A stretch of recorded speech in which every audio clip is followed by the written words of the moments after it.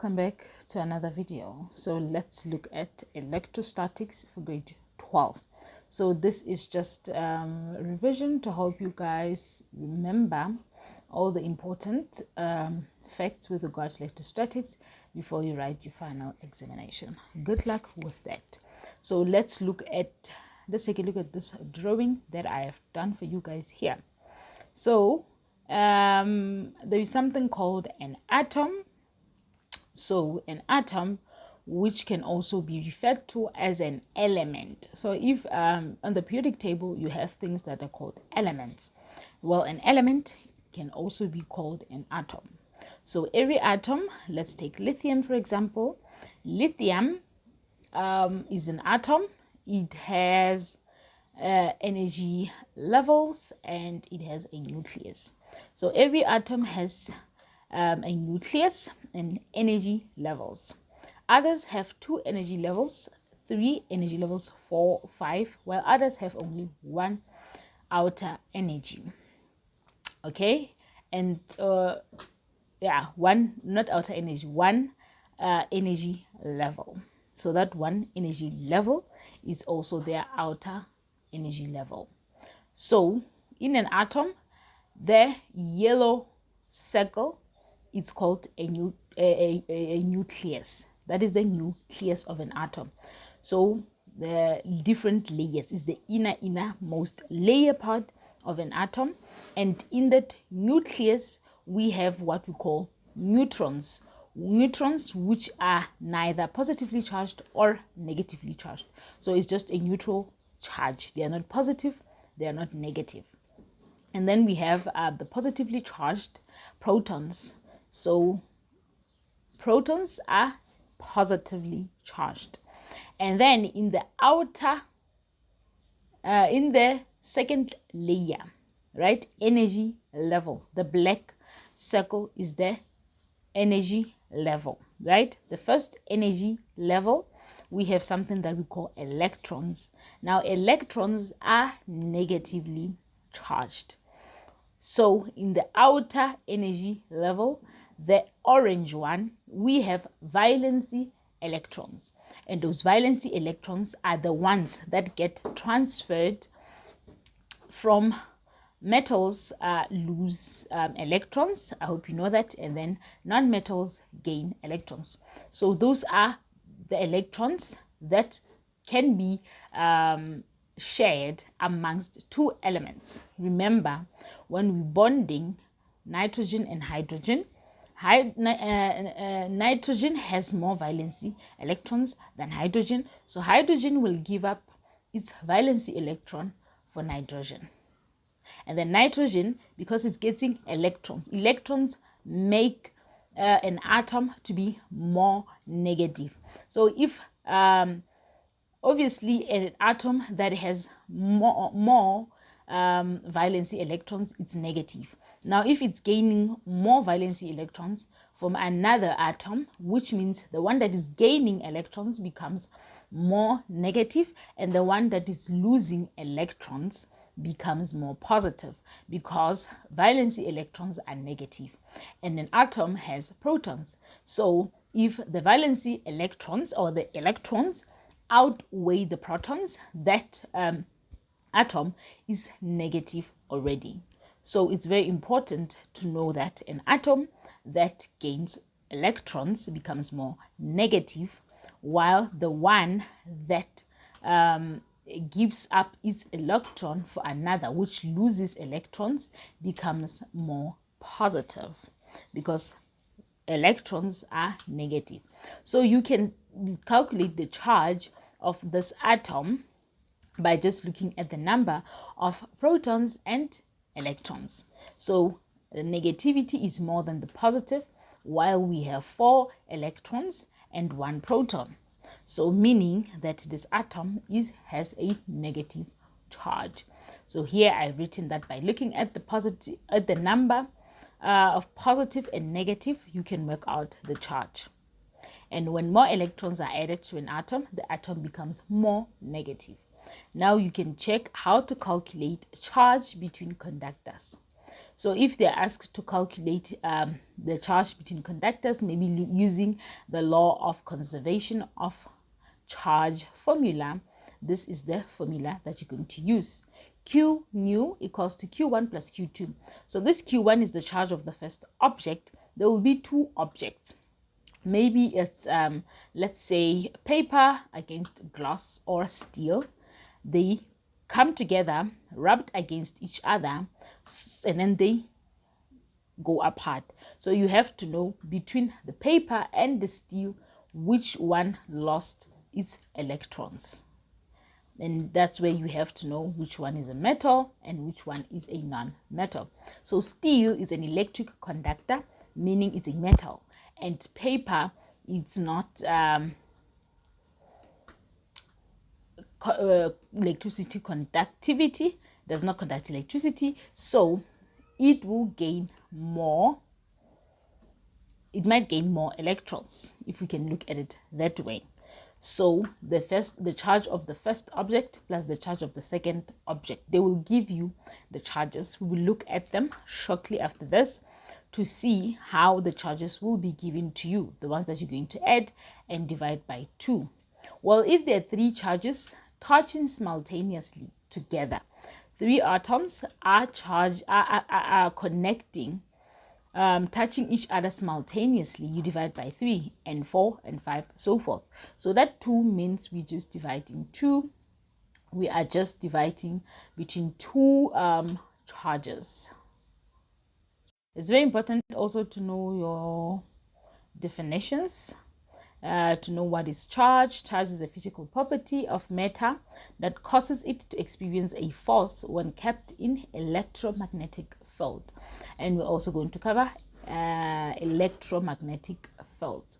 And you have to know principle of conservation of charge, meaning the net charge of an isolated system remains constant during any physical process. So 2 charges making contact, then separating, the total net electric charge of an isolated system remain constant in any physical process.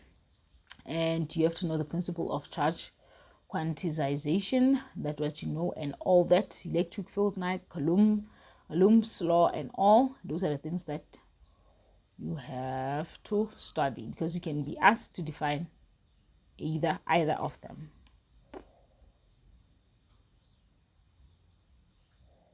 So this is the atom as I had shown you previously. Electrons are the ones which are removed and transferred to the other object. So yes, this is the conversion scale.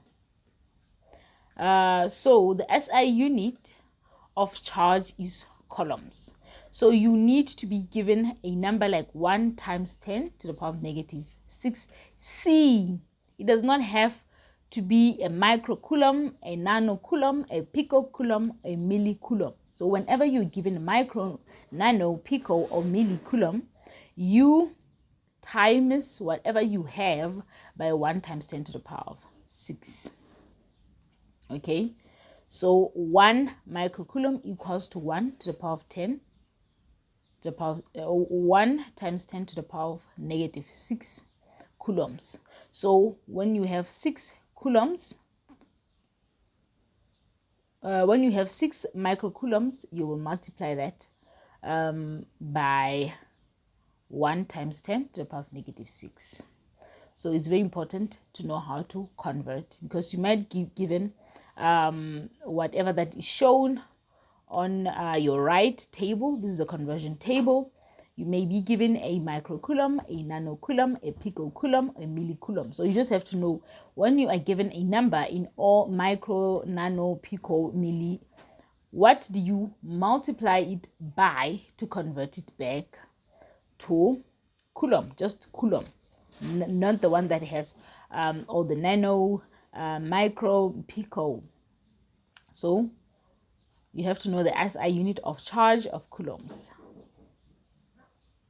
So when asked to apply the law of conservation of charge, is Q net equals, we discussed that, Note, if there are three charges, we have also discussed that. Now this is an example. Three metal spheres of equal size carry charge of -2 times 10 to the power of -11. That's number 1 coulombs. The second one is 5 times 10 to the power of -11 coulombs. And the third one is -8 times 10 to the power of 11 coulombs, respectively. They are brought into contact and then separated. What is the charge on each sphere after separation? So meaning when they come together, they are going to either lose or win some charges. Okay, so what you do, there's no need to convert here, as you're already given these things in that C form that we require. So you're just going to add everything and divide it by 3. So they are going to combine their energies, and when they go back, each will get a -1.67 times 10 to the power of 11 coulombs. So that will be the charge after they came together. And then charge is quantized, some as light. Quantized means charge is found in packets, as eggs are sold in dozens. So cold drinks in grades, ECT, all charges are the multiples of the smallest charge. So the charge of 1 electron is -1.6 times 10 to the power of -19. So 1 electron has that amount of charge. Okay, that's what you have to know. Electrons, remember, are negative, so 1 electron has that amount of charge. So getting the number of electrons transferred or added, we use the formula. Let's say, guys, you were to, firstly this is how you calculate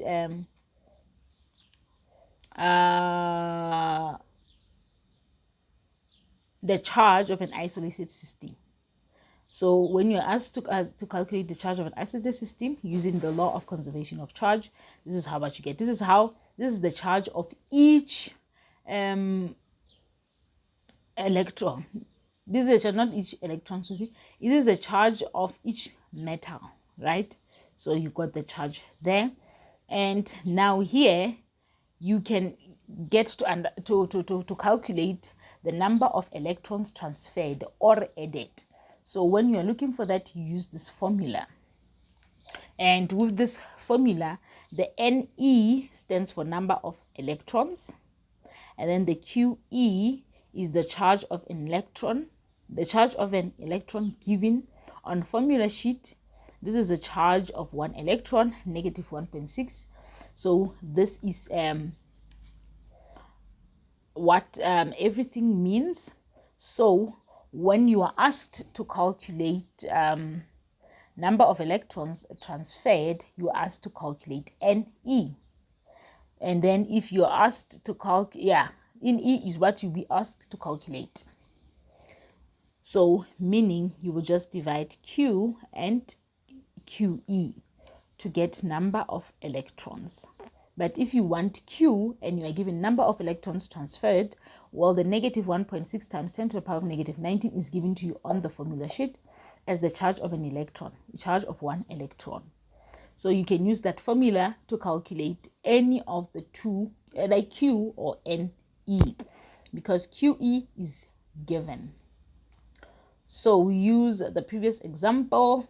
We had, in the previous example, we got -1.67 as a charge. So using the previous example, calculate the number of electrons transferred or removed from the charge. Right? So here, what's going to happen is that here you need to find change in Q. Now, change in Q, it's final Q minus initial Q. The final Q is the one that we just calculated, which is -6.7 times 10 to the power. So to get electrons lost from, let's say, Q1, we're asked maybe to calculate for Q1 respectively. So we'll just take the one that we have gotten, the charge of Q1 after it is separated from other metals, which is -1.67 0.67 times 10 to the power negative 11, and this was before they touched with the others. It has negative 2 times 10 to the power negative 11. You see, so this is the how much electrons were transferred or removed from this one. So we will take the final minus the initial, which will give us 3,30 times 10 to the power of negative 12 coulombs, and we will multiply that by 10 to the power of 7 electrons. So here, as you can see, that you have to take the Q, which is 3,30, and divide it by negative 1.6 times 10 to the power of negative 19, which will give you 2,63 times 10 to the power of 7. So that is the number of electrons. Yes, so the charge was negative 2. Now the charge is negative 1.67. So let's talk about neutral charge. It's an atom material with equal number of protons and neutrons. So if the protons are 4 and neutrons are 4, then we call it a neutral charge. We say that has a neutral charge. So types of charges: positive charge, protons; negative charge, electrons. So a positively charged object has more protons than electrons. So if something is positively charged, meaning it has more protons than electrons, and a negative charged object has more electrons than protons. So yes, charging involves the transfer movement of electrons from one to another. How to charge: by contact, friction, and polarization or induction. That's how we charge. This is what we use. Van de Graaff generator is what we use to generate a charge. And let's say the charge will be done by contact. Let's say we rub the balloon against the jersey. The jersey is neutral. Those are protons, neutrons. Balloon is neutral. The balloon is neutral before charge. So after charging, electrons are removed from the jersey. Jersey is now positively charged because electrons left the jersey to go to the balloon. Electrons are transferred to the balloon. The balloon is now negatively charged after they've met. So balloon is charged negatively. You have to know the wall of neutral. Remember, we use electroscope to detect whether an object is charged or not, and determine the sign of the charge on the charged object. So a negatively charged rod placed next to a metal causes the negative charge to be polarized to the gold leaf. Then the gold leaf deflects because of like charges. So that's the PVC rods, the metal plate, gold leaf, glass enclosure, and the metal system. So that is explained all in there. So Coulomb's law, attraction and repulsion forces. Let's say you are bringing together two metals. The other one is negative, the other one is positive. They are the other one is opposites. They are opposite. Yeah, I know that word. They are opposite. So because they are opposite, they are going to attract each other. When a negative and a positive come together, they are going to attract each other. But when a negative and a negative attract each other, they're going to repel. And when a positive and a positive attract each other, they're also going to repel. So it's very important that when those two, another one will be given a negative charge and other one will be given a positive charge when they give it to you in questions. So you have to know whether in the final answer you say they attract or they repel each other. That's Coulomb's law, right? It is one of the 4 fundamental forces in nature. Others include electromagnetic, weak and strong nuclear forces, and gravitational force. So we did a lot of this gravitational force in grade 11. So difference gravitational force is only an attractive force, but electrostatic force is both attractive and repulsive force. So the definition in words, Coulomb's law states that the electrostatic force exerted by one point charge QA on another point charge Q2 is directly proportional to the product of the two charges and inversely proportional to the square of the distance between them.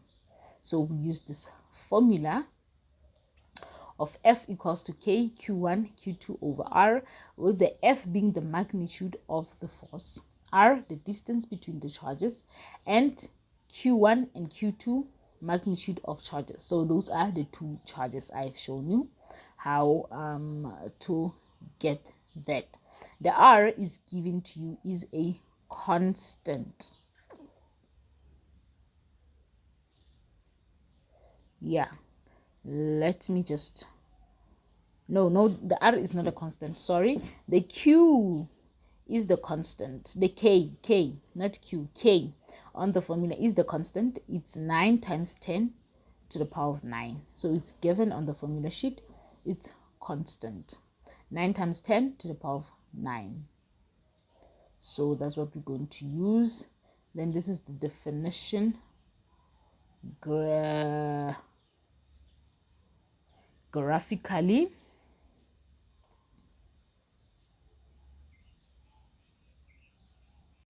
So here is an example. Two charges of magnitude 6 nanocoulombs and a negative 3 nanocoulombs. The other one is positive, the other one is negative. You see, are placed 30 millimeters apart. So your distance R should always be in meters. So we convert millimeters by dividing it by 1,000 so that it can be meters. And then they say, what is the magnitude and direction of the force acting on the 6 nanocoulomb charge? So that is the K. 9 times 10 to the power of 9 is the K, it's a constant. And then 6 times 10 to the power of like it's 6 nanocoulomb. So times 10 to the power of negative 9, it's to convert to coulombs, not nanocoulombs, NC. So it's to convert NC to C. You multiply the negative 3 as well. You do not take the signs into the formula. So you leave the negative signs, you just make them all positive. And then the final answer, you will tell if it's attraction or they repel. So, and then 30 divided by 1,000 squared is converting the millimeters to meters. So you will tell if the negative will be attracted to the positive, right? Or the positive will be attracted to the negative. So you have to know if the negative is going to the positive or the positive is going to negative. You have to state that this one is positive, so it's attracting the negative one. So the negative one is going to the positive one, depending on whether the positive is on the left or the negative is on the right. Let's look here. The 6 is on the left and the 3 is on the right. So we can say N attraction to the right, meaning the 6 gravitates more towards the 3. So if the charges are attracted, you are going to draw the attraction unlike charges. So there's a positive and a negative. This is the diagram that you're going to draw. If they say draw a diagram to represent this charge. So if you've calculated that they are attracted to each other because there was a negative and a positive, even if you're not asked to calculate, but if you're asked a diagram. So interaction of two charges due to the electric fields. This is one of an alike term, unlike charges, which is a negative and a positive. This is the diagram that you draw. But if they are both negative or if they are both positive, which is repulsion, this is how you draw them. So those arrows are not going towards each other. They are not hugging each other. They're repelling each other and running away from each other. So you can learn how to also have to know how to calculate electric field at a point. Electric field at a point is the electrostatic force experienced per unit positive test charge placed at that point. So the symbol E and then units in NC, -1. E is a vector quantity. So F is the force experienced by Q. And Q is the positive test charge. Like calculate the magnitude of the force exerted on a charge of 8 coulombs.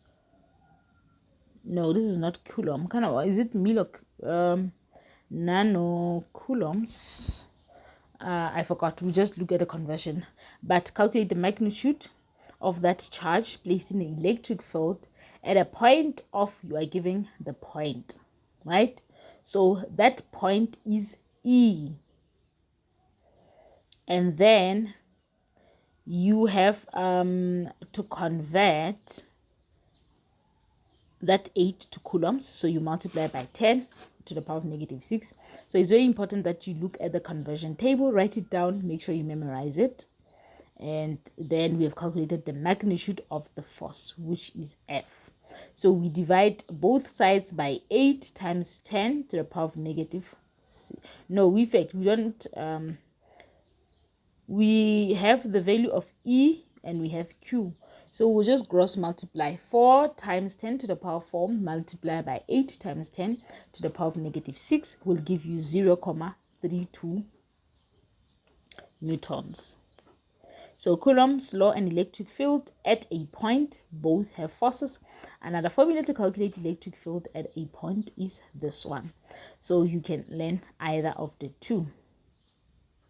This is how you calculate the electric field at a point at 5 millimeters apart of charge. So you're looking for E, electric field, and then there's KZ. Convert 5 millimeters to meters, so you divide that by 1,000. So you have 9K is a constant, 9 times 10 to the power of 9. And then you convert whatever you've gotten to coulombs. That's 5 times 10 to the power of negative 6. That's what you will use to convert. So the R is the distance, which is that 5 millimeters. When you convert it, that is how we get it. 5 multiplied by 1,000, and then you square that, and then you will get your answer.